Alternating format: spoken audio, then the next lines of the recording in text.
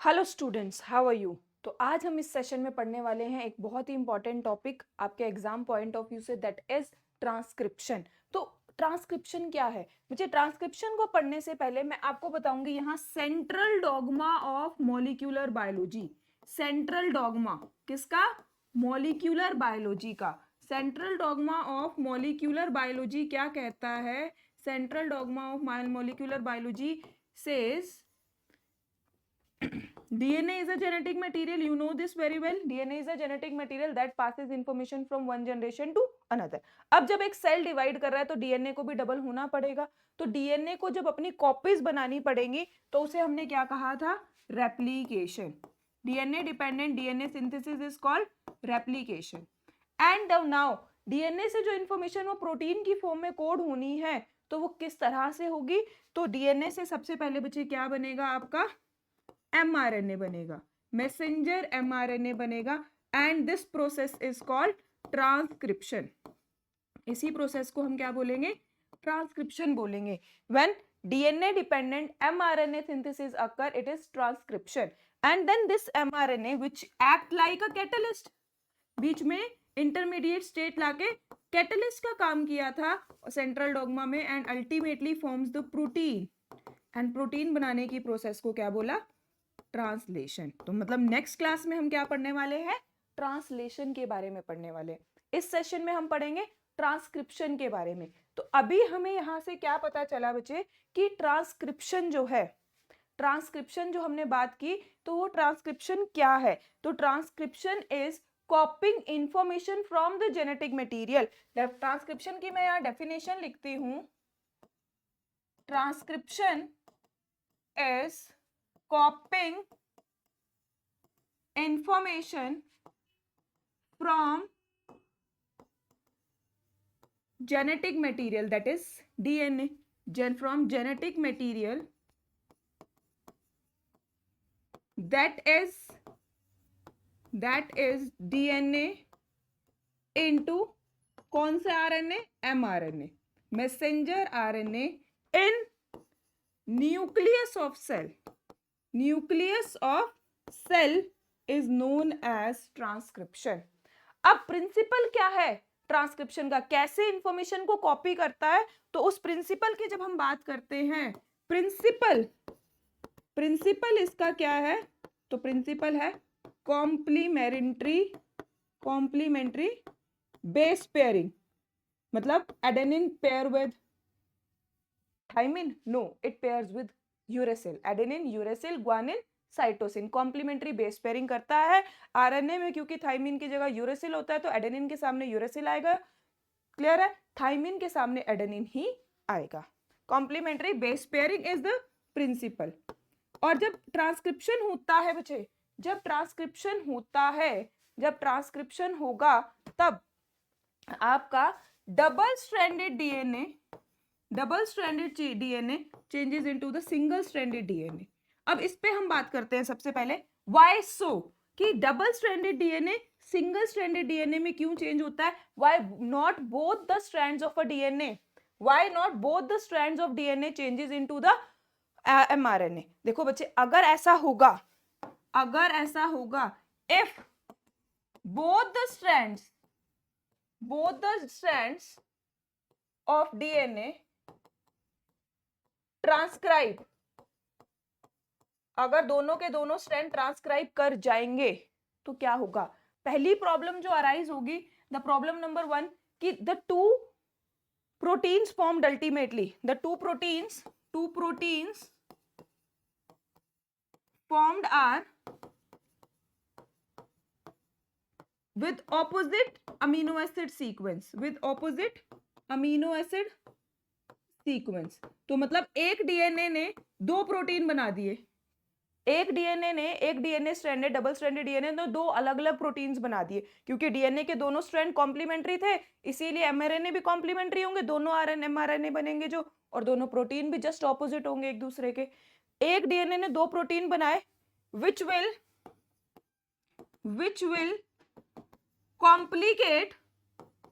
will complicate the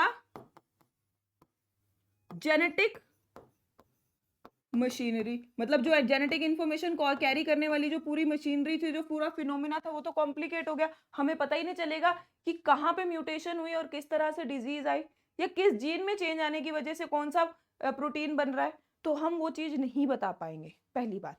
दूसरा, 2 RNAs बनेंगे ही नहीं protein, because the 2 RNAs are complementary to each other. जो डीएनए से आरएनए बनेंगे स्ट्रैंड से, अगर दोनों स्ट्रैंड डीएनए के आरएनए बनाते हैं तो the 2 RNAs are complementary to each other.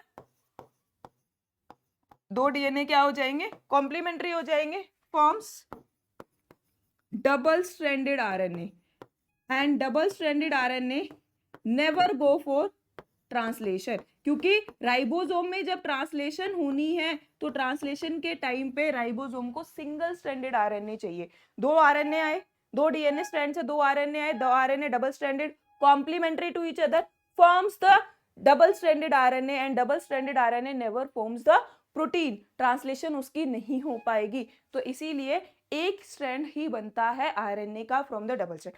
अब क्वेश्चन अराइज होता है कि दोनों स्ट्रैंड में से कौन सा वाला strand, DNA is a double stranded, DNA is a double stranded, और इस डबल स्ट्रैंडेड डीएनए में, इस डबल स्ट्रैंडेड डीएनए में one is 5:3 prime DNA, another is 3:5 prime DNA, which strand will form the RNA?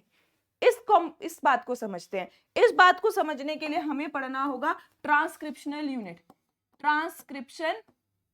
Transcription unit के बारे में। तो बच्चे वो जीन जिसकी ट्रांसक्रिप्शन होगी, वो सेगमेंट ऑफ डीएनए जिसकी ट्रांसक्रिप्शन होगी, उसको हम बोलते हैं स्ट्रक्चरल जीन। उसे क्या बोलते हैं? Structural gene. This is a part of a structural gene. इस स्ट्रक्चरल जीन में पहले, जस्ट पहले 5 प्राइम एंड पे क्या होगा? एक प्रमोटर सीक्वेंस होगी। क्या होगी? प्रमोटर सीक्वेंस होगी, और बाद में क्या होगी? टर्मिनेटर होगा। क्या होगा? Terminator. This is transcription start site, this is transcription start site, और ये स्टॉप, यहां आके ट्रांसक्रिप्शन स्टॉप हो जाएगी। अगर मैं PYQs की यहां बात करूं तो this diagram was from NCERT, is directly drawn in your paper में था, और आपसे इसकी लेबलिंग पूछी गई थी। अब बच्चे क्या होता है कि जब ट्रांसक्रिप्शन होती है ना, तो आरएनए पॉलीमरेज ट्रांसक्रिप्शन कराता है। Enzyme responsible for the transcription is RNA polymerase. अब वो आरएनए पॉलीमरेज क्या करता है? हमेशा 3:5 प्राइम वाले डीएनए को, 3:5 प्राइम वाले डीएनए स्ट्रैंड को क्या मान के चलता है? टेम्पलेट। इसको कॉपी करता है। किसको कॉपी करता है? इंफॉर्मेशन किससे कॉपी करता है? इससे, टेम्पलेट स्ट्रैंड से। किससे कॉपी करता है? टेम्पलेट स्ट्रैंड से कॉपी करता है इंफॉर्मेशन, क्योंकि आरएनए पॉलीमरेज हमेशा 5:3 प्राइम एमआरएनए बनाएगा। 5:3 प्राइम एमआरएनए बनाएगा तो टेम्पलेट क्या होगा? 3:5।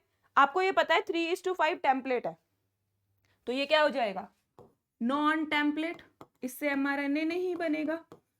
बट मैं इसको कोडिंग स्ट्रैंड बोलती हूँ। इसी स्ट्रैंड को, नॉन टेम्पलेट को, मैं कोडिंग स्ट्रैंड बोल रही हूँ। Y coding? वाई कोडिंग तो समझो, एक एग्जांपल लेके समझा रही हूँ। ACCGAC, this is your DNA. ये हमारा डीएनए है। ये 5:3 डीएनए का पार्ट, ये 3:5। जब अब इससे एमआरएनए बनेगा बच्चे, जब अब इससे एमआरएनए बनेगा, ध्यान से देखना, तो टेम्पलेट ये होगा। तो एमआरएनए कैसे बनेगा? टी के सामने आएगा A, G के सामने आएगा C, G, A के सामने U, यूरेसिल, क्योंकि आरएनए में क्या होता है? यूरेसिल होता है। This is also important for 1 mark. अब आप जरा ध्यान से विजुअलाइज करें, आप जरा ध्यान से विजुअलाइज करें, तो ये जो बच्चे एमआरएनए बना है, ये ऑलमोस्ट सिमिलर है आपका और दूसरे स्ट्रैंड ऑफ डीएनए से, क्योंकि इस टेम्पलेट के कॉम्प्लीमेंट्री ही ये आरएनए, दूसरा डीएनए स्ट्रैंड था, और उस डीएनए स्ट्रैंड के कॉम्प्लीमेंट्री मैंने एमआरएनए बनाया। सिर्फ फर्क क्या है? थाइमिन की जगह है यूरेसिल। तो बोथ आर ऑलमोस्ट सिमिलर, इसीलिए जो हमारा एमआरएनए के कोड्स होते हैं वो इस स्ट्रैंड से मैच करते हैं। That's why this is called coding strand. तो इसको मैं क्या कह दूंगी? अब ये non template is non coding strand. ठीक है। अब फिर यहाँ एक और बात आती है, यहाँ एक और बात आती है बच्चे, कि मेरा टेम्पलेट स्ट्रैंड के तो 3 प्राइम पे प्रमोटर है, बट कहा जाता है कि promoter is always 5 prime upstream, upstream मतलब पहले, डाउनस्ट्रीम मतलब बाद में। In a transcription unit there is a structural gene and in structural gene के 5 प्राइम पे प्रमोटर है, 3 प्राइम पे टर्मिनेटर है, क्योंकि जितनी भी हम ये नेमिंग लेते हैं वो हमेशा with respect to coding strand लेते हैं। ये एक पैरामीटर फिक्स किया गया टू अवॉइड कंफ्यूजन। हम एक कह रहा है कि structural gene 5 prime to the coding strand के अकॉर्डिंग 5 प्राइम पे है, मैं कह रही हूं कि नहीं टेम्पलेट स्ट्रैंड के अकॉर्डिंग तो वो 3 प्राइम पे है प्रमोटर। तो just to avoid this confusion all the naming are always with respect to the coding strand, इसीलिए प्रमोटर 5 प्राइम पे है स्ट्रक्चरल जीन के, अपस्ट्रीम है, एंड 3 प्राइम साइड पे डाउनस्ट्रीम पे टेम्पलेट है। दिस इज अ कोडिंग, जो नेमिंग हमने ली है उसको फॉलो करना है। This is a structural gene. अब स्ट्रक्चरल जीन क्या थी, this is a transcriptional unit, और यहाँ स्ट्रक्चरल जीन की ट्रांसक्रिप्शन होगी, उसमें प्रमोटर वो साइट है जहां पे आरएनए पॉलीमरेज आके बाइंड करेगा और ट्रांसक्रिप्शन को स्टार्ट कराएगा, और टर्मिनेटर वो साइट है जहां आके ट्रांसक्रिप्शन रुकेगी और खत्म होगी। अब बात करते हैं ट्रांसक्रिप्शन की, ये ट्रांसक्रिप्शन यूनिट हो गया आपका। अब हम बात करते हैं ट्रांसक्रिप्शन की। तो बच्चे ट्रांसक्रिप्शन ट्रांसक्रिप्शन की जब हम बात करते हैं ना, तो प्रोसेस की जब हमें बात करनी होगी तो हमें देखना होगा कि ट्रांसक्रिप्शन जो है प्रोकैरियोट्स में और यूकैरियोट्स में कुछ थोड़ा सा डिफरेंस है। प्रोकैरियोट्स और यूकैरियोट्स में कुछ थोड़ा सा डिफरेंस है।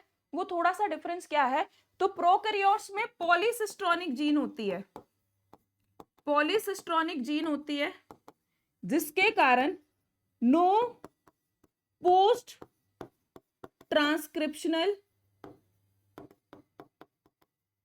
Changes required. हमें ट्रांसक्रिप्शन के बाद कुछ पोस्ट ट्रांसक्रिप्शनल चेंजेस की रिक्वायरमेंट नहीं होती है। पॉलीसिस्ट्रोनिक मतलब कि एक जो ट्रांसक्रिप्शनल यूनिट थी उसमें एक ही आपकी स्ट्रक्चरल जीन थी, स्ट्रक्चरल जीन एक ही मेटाबॉलिज्म को फॉलो कर रही थी, ठीक है। तो प्रोकैरियोट्स में जो फर्दर प्रोसेसिंग है उसकी रिक्वायरमेंट नहीं होती है। क्यों नहीं रिक्वायर्ड होती है, because one structural gene can codes for many polypeptides that involve in single metabolic process, that involve in single metabolic process. Clear. Now eukaryotes में जीन कैसी है, मोनोसिस्ट्रोनिक। मोनोसिस्ट्रोनिक होने की वजह से जीन अरेंजमेंट कैसा होता है, स्प्लिट जीन अरेंजमेंट हो जाता है। स्प्लिट जीन अरेंजमेंट हो जाता है मतलब कुछ एक जीन है, फिर कुछ नॉन कोडिंग पार्ट है, फिर दूसरी जीन है, डायरेक्ट 1-to-1 जीन नहीं है। एक्सप्लेन करती हूँ, देखो ये मैं प्रोकैरियोट्स में बना रही हूँ, promoter, gene 1, gene 2, gene 3, terminator, बीच में कोई नॉन कोडिंग पार्ट नहीं आया। ये तीनों एंजाइम जो इस जीन से बनेंगे मिलके एक मेटाबॉलिज्म को कंट्रोल कर लेंगे। यहां यूकैरियोट्स में स्प्लिट जीन अरेंजमेंट है, प्रमोटर, टर्मिनेटर, जीन 1, फिर एक कुछ नॉन कोडिंग पार्ट, फिर जीन 2, फिर कुछ नॉन कोडिंग पार्ट, मतलब कि कुछ नॉन कोडिंग पार्ट आएगा जिसकी वजह से स्प्लिट जीन, कुछ फंक्शनल पार्ट फिर नॉन फंक्शनल, फंक्शनल स्प्लिटिंग हो रही है, जिसकी वजह से हमें क्या रिक्वायर्ड होगी, post transcriptional changes required. Clear हुआ। आगे बढ़ते हैं, अब प्रोसेस पढ़ते हैं। सबसे पहले transcription in prokaryotes, transcription in prokaryotes को पढ़ते हैं। ये हम क्या पढ़ने वाले हैं, ट्रांसक्रिप्शन इन प्रोकैरियोट्स। तो बच्चे ट्रांसक्रिप्शन इन प्रोकैरियोट्स में 3 पार्ट होंगे हमारे पास। ट्रांसक्रिप्शन इन प्रोकैरियोट्स में 3 पार्ट्स होंगे हमारे पास। Number 1 is initiation, number 2 is elongation, number 3 is termination. Initiation क्या होता है, RNA polymerase enzyme, RNA polymerase enzyme एक होलो एंजाइम है, एक होलो एंजाइम है जिसकी बहुत सारी सब यूनिट्स हैं, जिसमें ये एक कोर पार्ट हो गया, कोर पार्ट हो गया एंजाइम का, और साथ में ये कुछ सब यूनिट है जिसमें मैंने सिग्मा फैक्टर कह दिया, it is sigma factor. RNA polymerase अभी पॉलीमराइज नहीं करा पाएगा कोर पार्ट जब तक सिग्मा फैक्टर नहीं आएगा। आरएनए पॉलीमरेज के पास, आरएनए पॉलीमरेज के ये कोर पार्ट के पास सिग्मा फैक्टर ने ज्वाइन किया। Now this sigma factor helps in identifying the promoter sequence. ये अब जाएगा प्रमोटर के पास, जहां भी उसको प्रमोटर दिखेगा प्रमोटर पे बाइंड कर जाएगा। जैसे ही बाइंड करेगा, firstly it bind loosely and then immediately tightly bound करेगा। जैसे ही टाइट बाउंड करेगा क्या होगा, उसके बाद का जितना डीएनए है वो ओपन हो जाएगा, इस तरह से ओपन हो जाएगा। तो इनिशिएशन में किसका रोल आया, सिग्मा फैक्टर का। RNA polymerase with a sigma factor binds to the identifies the promoter and binds to it firstly loosely and then tightly. Tight bind होते ही आगे का खुल जाएगा। और अभी जब वो बाइंडिंग होके उसने ओपन करा दिया डीएनए डबल हेलिक्स के हाइड्रोजन बॉन्ड तोड़ के, सिग्मा फैक्टर का काम हो गया खत्म। सिग्मा फैक्टर डिसोसिएट हो जाएगा, क्योंकि सिग्मा फैक्टर का काम सिर्फ प्रमोटर को आइडेंटिफाई करा के बाइंडिंग कराना था। हो गया। अब आरएनए पॉलीमरेज टेम्पलेट स्ट्रैंड पे, टेम्पलेट कौन सा था आपका 3:5 पे मूव करना शुरू करेगा। पॉलीमरेज है, मूव करेगा तो नए न्यूक्लियोटाइड्स को ऐड करता जाएगा, और नए न्यूक्लियोटाइड्स ऐड होंगे तो देखो आपका एमआरएनए बनता जाएगा। एमआरएनए बन गया। Whenever this RNA polymerase reaches the terminator sequence, terminator sequence पे पहुंचेगा तो क्या होगा, टर्मिनेशन होगा। क्या होगा, टर्मिनेशन होगा। टर्मिनेशन कैसे होगा बच्चे, जैसे ही आरएनए पॉलीमरेज टर्मिनेटर पे पहुंचेगा वो आएगा रो फैक्टर। क्या आएगा, रो फैक्टर। जिस तरह से binding to promoter sigma factor ने कराई थी, अब रो फैक्टर वहां आएगा, आरएनए पॉलीमरेज को ले जाएगा। सिग्मा फैक्टर छोड़ के आया था आरएनए पॉलीमरेज को प्रमोटर पे, टर्मिनेटर पे लेने कौन आएगा, रो प्रोटीन। रो फैक्टर उसको ले जाएगा, जिसकी वजह से डीएनए अपना वापस अनवाइंड हो जाएगा, हमें एमआरएनए मिल जाएगा और आरएनए पॉलीमरेज डिसोसिएट होके अलग हो जाएगा। Ultimately what we get, the functional mRNA in prokaryotes, that is bacteria. So these are the steps of transcription in prokaryotes, जिसमें पहला step initiation, sigma factor binds to the promoter firstly loosely and then tightly and unwinds the DNA, unwinds the structural gene. Then RNA polymerase moves along the structural gene on a 3:5' template strand and forms the mRNA by complementary base pairing, copying the information. And when it reaches the terminator, rho protein causes the dissociation of RNA polymerase, and then RNA is separated, DNA is again at its place and RNA polymerase moves out and we get the functional mRNA in prokaryotes. ये तो हुआ बच्चे prokaryotes का transcription. अब हमें जब eukaryotes की transcription की बात करनी है तो यूकैरियोट्स के ट्रांसक्रिप्शन में फर्दर 3 कुछ एडिशनल स्टेप्स की रिक्वायरमेंट होती है, जिन्हें हम बोलते हैं पोस्ट ट्रांसक्रिप्शनल चेंजेस। तो देखो बच्चे, जब ट्रांसक्रिप्शन यूकैरियोट्स होगा, जब ट्रांसक्रिप्शन इन यूकैरियोट्स होगा तो स्टेप्स तो सेम रहेंगे। फर्स्ट स्टेप इनिशिएशन बिल्कुल सेम, फिर एलोंगेशन सेम, टर्मिनेशन सेम, उसके बाद कुछ पोस्ट ट्रांसक्रिप्शनल चेंजेस की जरूरत पड़ेगी। क्यों पड़ेगी, क्योंकि यहाँ स्प्लिट जीन अरेंजमेंट था। स्प्लिट जीन अरेंजमेंट होने की वजह से जो एमआरएनए प्रोड्यूस होगा बच्चे, उसमें कुछ नॉन फंक्शनल पार्ट भी होंगे। इन नॉन फंक्शनल पार्ट को क्या बोलेंगे, इंट्रॉन, और functional part are referred as axon.